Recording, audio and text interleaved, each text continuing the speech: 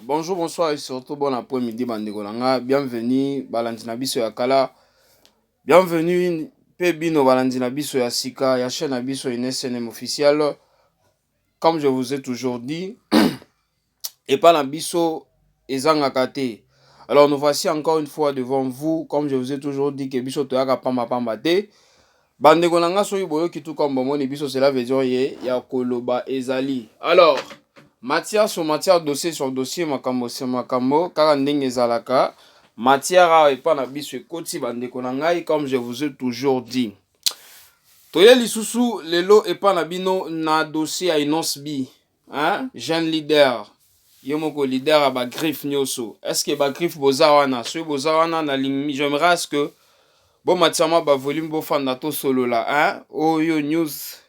Et concernant mingi bino, mais pas tellement kaka bino pe na population nyonso ya mboka na biso ka ndenge ezalaka.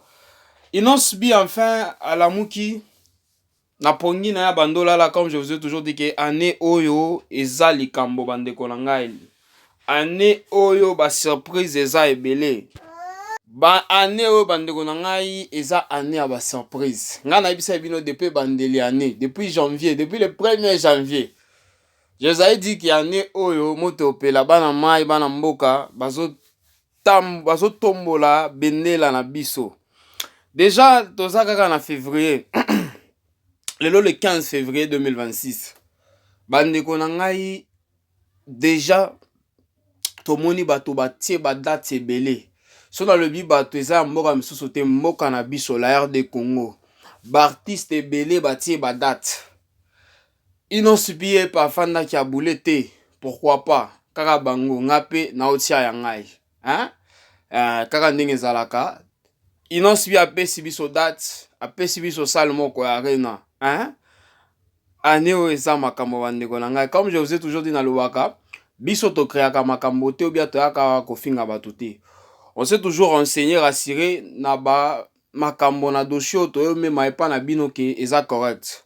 Quand on a ebisa bino na otiela bino audio mo boya Inos B milo moko boyoka boyoka l'artiste. Kaka ndenge ezalaka. Puis je vais vous revenir juste après. Bon, avant natia audio Inos B, j'aimerais un peu qu'on rappelle Balandina Biso ya Sika. Si c'est toute la première fois tout comme Balanawe à Liboso, ya kolanda chaîne Abiso NM officiel, je m'excuse. Je vous prierai toujours de vous abonner, s'il vous plaît. Bandeko nanga, abonnez-vous massivement kaka ndenge ezalaka, hein? Tango pe bo s'abonaka. Bobo sanaka pete ko cliquer na ngonga notification bino mo boyebi déjà. Malamu ngonga notification ezalaka à chaque fois que Ines NM officiel akobando publier ba vidéo et surtout ya Sika ozala notifier na système moko ya propre. Alors, sans plus tarder, sans plus perdre du temps, bandeko nanga na otiela bino audio Inos B et puis je vous reviens juste après na analyse kaka ndenge ezalaka. Alors, bandeko nanga toyoka leader. Année oyo kande to sola. Cette année, un grand cadeau na ba fan nyonso ya bonne musique. O bazala na ndenge poto. O koka. Nazo beta siko na Paris, j'entre par la grande porte. O koka. Makasi po déjà na koka. Eza même musique o to proposaka na ba nation nyonso autre place to le kaka. To yesiko nango na Paris. Parce que moi j'ai jamais joué à Paris proprement. Comme gagner mazakolo sur la vérité, to comment puisque tu as la sold out. Problème te to lango ka. Rassure. Oui. Résumé ça un peu clair. Cadeau à mon nene parce que je pense que il est temps. Il est temps que j'ouvre aussi cette porte-là. Parce que vous devez comprendre que derrière Kobeta Nanga na salle ya munene na Paris, ça veut dire ouvrir la porte pour toute ma génération aussi. Semblable nanga tout na millier na biso. Vous avez pas semblable la musique. Kassit. Neti banani. Nandenge ke banzembo boyoka na ba fête. Toza lelo na 2026. On n'est pas en 2009, on n'est pas en 2008. Donc toza en 2026, vous êtes conscient que na ba fête, na ba mariage, na ba anniversaire boyoka biso fort. Bobina Abisso fort, bah âge confondu. Mais en termes d'événements, c'est jusque-là, suite à génération, 4e génération, suite ngana benga ngo, suite à 4e génération, la 4e génération de bazo beta ba concert. Et donc, moi j'ai envie maintenant que cette année, nous aussi on vienne continuer cette route-là. To fongola pe ba porte ya minene. Et donc, une annonce, il y a taille à munene, d'ici quelques jours. Moko, il y a ba arena na bino. Mais date. Arène est belé. Paris la défense arène est ça. Il y a un lobby. Encore arène est ça. Adidas arena. Grand arena. Paris grand arena. Angas pour la lobby nini. Yobika arena. Moko, il y a ba arena. Mais écoutez. Voilà, Bandekolanga, j'espère très bien bisous qui Inosbi, jeune leader, hein, Bandekolanga, kaka ndenge na bando bisabino ke année oyo moto ekopela, hein, année oyo badate eza ebele, tozo compter yango te, to banda kina Zakalara, jeune leader yepe a obeta inda ko banda, après Zakalara Ferregola, après Ferregola Fali Poupa, après Fali Poupa, Inosbi, mais atie biso date malobi ke na basna salarié na nyoso ya Paris ya poto akoponaka moko apesi biso date me alobi année oyo donc nde bandeli ani to bosa na pete ke yangiama Igo de la Forêt asi atie déjà ba tourner na yo ya kosala na 2026 malgré yepe atie ba date te mais to yebi déjà ke Igwe hein asi atie déjà ya ye donc pour nga na omona ki kosila wana te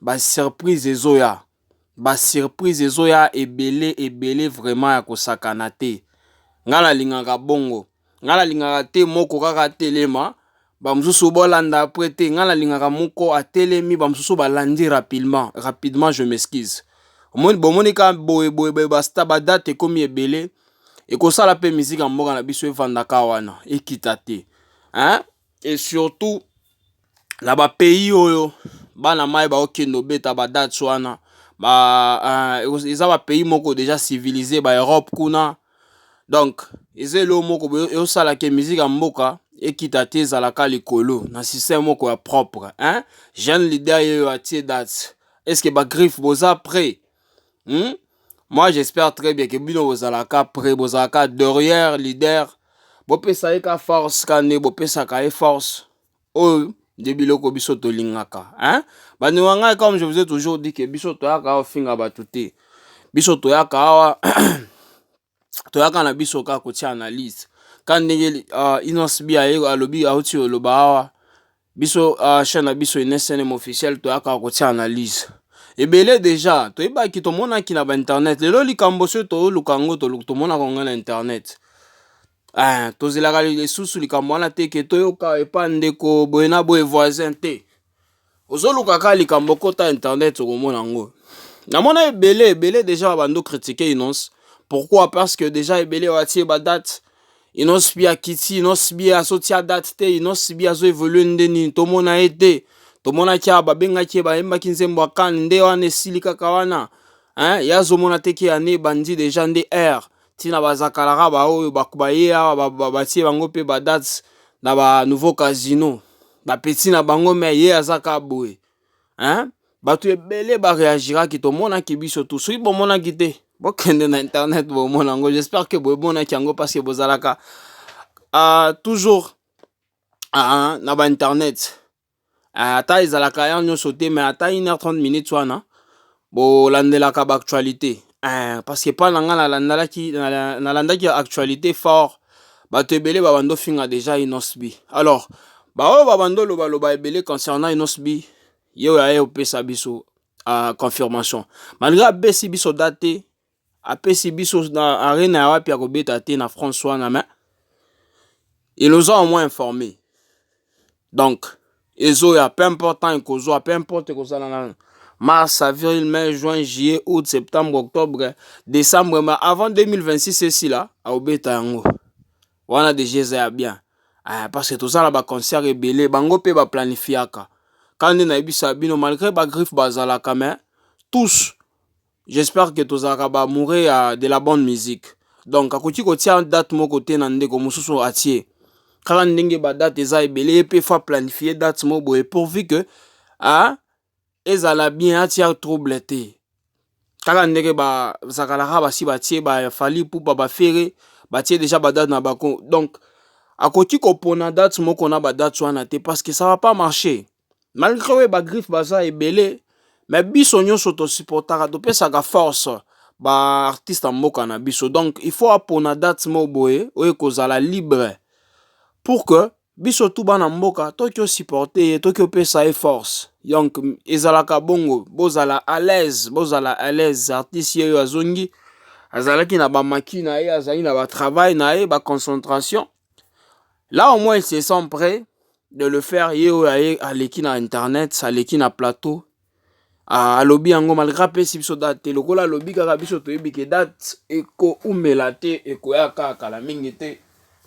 biso tout ba amoureux de la bonne musique toko enjoy date wana kaka ndenge ezalaka l'artiste ya mboka jeune leader opesaka ba courage ebele surtout biso tolinga boye kande na yebisa bino ke ezala bien boye bana mai bazotia ba date na bango tozokende kuna tozo pesa bango force bango nde baosala musique ya mboka ezalaka likolo et surtout ba jeune lokola ba inosbi kande na yebisa bino ke bango nde baozemba musique na biso baoyo babandaki lelo balembi lobi tozaki na ba JB Piana tozali na ba artiste ebele na ba soki na lingi na bando tanga ba kombo tokosila lelo te parce que Congo na biso la musique eza eloko ya makila eza eloko eza na makila na biso donc ba artiste baza ebele asakana te soki totie o ba na mboka na ba na mboka na biso te donc ba artiste baza ebele vraiment fort mais biso nyonso tomonaka génération en génération baoyo batikaka baoyo kenda kopema donc dans d'autres termes bakufi bazaka ebele donc lelo oyo baoyo baoswa musique ya lobby mais ti lelo bazo gérer mais lobby pe kozalaka na maboko na bango eza ba jeune leader oyo makila eza wana eza ya makasi peu importe na tout soki tolingi totala âge tolingi totala na talent donc bazolakisa biso ke bana eloko ebela kosala na future donc topesa force jeune leader aotia biso date kala mingi te kaka ndenge ezala bandeko na ngai j'espère bien ke bino bobando sala babuzz bobando luka babuzz kofinga ye na ba internet wana boza satisfait maintenant ye oyo aleki alobi déjà bozala wana kala mingi ta otia date billetterie ozala ouvert et puis tokende somba ba billet parce que tobando loba déjà ebele na ba internet alors topesa force parce que date ezoya kala mingi te baoyo bazaka ba amoureux de la bonne musique lokola ngai na lingaka déjà boye kande na yebisa bino tokutana na ba date nyonso kuna topesa ba artiste na biso force bandeko na ngai comme je vous ai toujours dit na lingaka na otia analyse boye na pesa moi conseil bandeko na ngai pas na biso ça fonctionne comme ça donc totia analyse tolobi oyo eza loba moi ata 1 minute ya conseil ka ndenge ezalaka bandeko na ngai totika kofinga ba artiste na biso totika kofinga bango ka nde na biso abino ke kofinga ba artiste na biso oyo eza lokola to déconcentraka bango totalaka ndenge batie ba stade na bango ba date na bango plutôt baoyo pe baza ba concentration kotia ba date bon biso soki totelemi to bando finga bango siko bako se concerner na mafinga na biso bien bako se concentrer na ba date baotia. Comme je vous ai toujours dit bandeko na ngai kotia date eza eloko ya nani ya loenge te ba concert wana ba showcase eza eloko loenge te ça se prépare et puis ça se prépare pas dans les bruits ça se prépare là où il y a du calme bandeko na ngai oui c'est vrai toyebi ke totiaka makelelo eza na ba internet mais il y a une chose que vous devez savoir c'est quoi bango pe bazala ba téléphone batalaka pe babezi mususu type moko boya atelemi kaka na internet ye wana bando finga batalaka pe bango babiloko wana c'est pas bien bandeko na ngai eza bien te biloko mama finga wana déconcentraka bango parce que eza matoko ya batan oyo na ba artiste biso soki vraiment tolinga bango eza nta ya kopesa bango force parce que belé déjà presque la majorité ba oyo baza ba 10 premiers au top batie déjà ba date majorité ba 10 premiers ba pesi biso déjà ba promettre biso déjà pour l'année oyo. Alors ceux qui sont biso to tie makele les R to bandi ko finga boena boel ya ba ser na biso na ba noko na biso donc na so mega ofandi na yo wana lokolo yebi TikTok bakota live boye mbala moko bando funga. Alors ba oza concentrer de nini to pesa bango force bandi ko na ngai na yebi très bien que biso to linga ba live to linga réseau mais to sala ngo na ndenge ya bien ce ko koti live na yo pesa force subia ba pesa ka yo mbongo pour kota na ba live ofinga bato wana eza eloko bien te.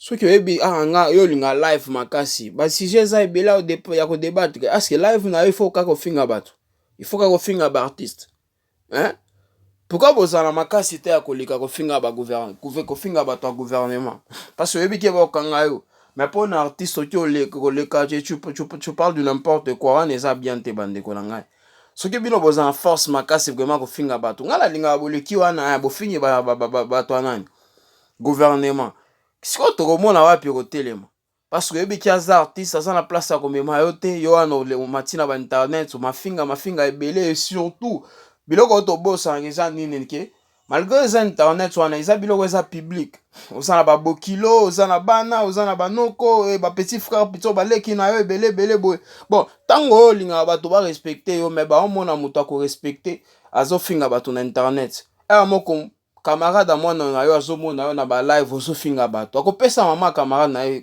respect ndeni ou bien akopesa nani tantina camarade na ye respect ndeni tango yo ozomata na ba live ozofinga et surtout ofinga ka ba artiste mboka na biso et puis soki okutani na ye ndoko yo ndo ozala moto ya liboso leader ata photo mais soki okoti na internet ozofinga et pourquoi tozala ba hypocrite boy nayebi ki ebele na ebele ya bandeko na biso ya mboka balingaka nde visibilité ye mpe bayeba ye ye pa bolake soki akomi finga boye mu artiste mo boye akoye kopesa ye mwa mike aloba otinda ye kekende ofinga moto kingani vie eza bongo te bandeko na ngai so oluka visibilité luka yango na nzela ya bien ata soki ozoloba bakambo ya solo visibilité koya ebele tomoni bango bareservi na bavisibilité lokola bavie ya bainternet oyo bolukaka yo mpe bayeba yo ebele basala yango me na kinzela ya bien kaka kinzela ya kofinga te eza mabe bandeko na ngai lelo tomoni ebele babeti bakangi bango kaka na banzela ba live kofinga ebele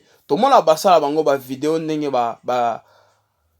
basalaka bango makambo ya mabe oyo tokoki koloba ta te awa babibima lokola bayuma sikoyo akomi pardon botika ngai biloko wana nani ça vous enseigne rien bandeko na ngai c'est pas bien du tout tolongola mwa baide wana et surtout akofinga biloko bifinga eza bien te kota na balive na yo loba basije eza ebele tu n'es pas obligé akofinga bandeko na ngai ka ndenge ezalaka moi j'ai toujours aimé ndenge tosolola botia mwa commentaire na bino comme je vous ai toujours dit que place à commentaire wana eza okomi biloko oyo ozokanisa biloko ozoloba et oza plutôt kokanisa mpo na biso parce que ndenge tolobaka baréaction na bino tomonaka yango te faut tomona na place ya commentaire wana soki ndenge tosala baanalyse bosepelaka te place wana commentaire eza wana botia mwa commentaire oza na avis na yo concernant likambo concernant dossier oyo tia mwa avis na yo wana pour que la prochaine toyeba mwa moya kosolola bandeko na ngai ntango bolanda biso ka pamba boye bokoma te kuna bacommentaire donc biso tosala yango ka bongo parce toyebi ke bosepela yango mais soki osepeli te okomi wana à la prochaine tokoyeba moya solola bandeko na ngai toza ensemble on est tous ensemble bandeko na ngai ka ndenge ezalaka j'aimerais aussi rappeler si c'est toute la première fois tokombana na liboso kobosana pe te s'abonner s'il vous plaît abonnez-vous massivement bosana pe te cliquer na ngonga notification malamu ngonga notification à chaque fois que une chaîne officielle au bando publier vidéo asika bozala notifier na système moko ya propre bandeko na ngai comme je vous ai toujours dit je m'excuse. Alors bandeko na ngai comme je vous ai toujours dit que ebandaka esilaka pe yayo tokomi na suka ya vidéo na biso. Merci encore une fois bandeko na ngai pona kolanda biso kozwa temps na bino.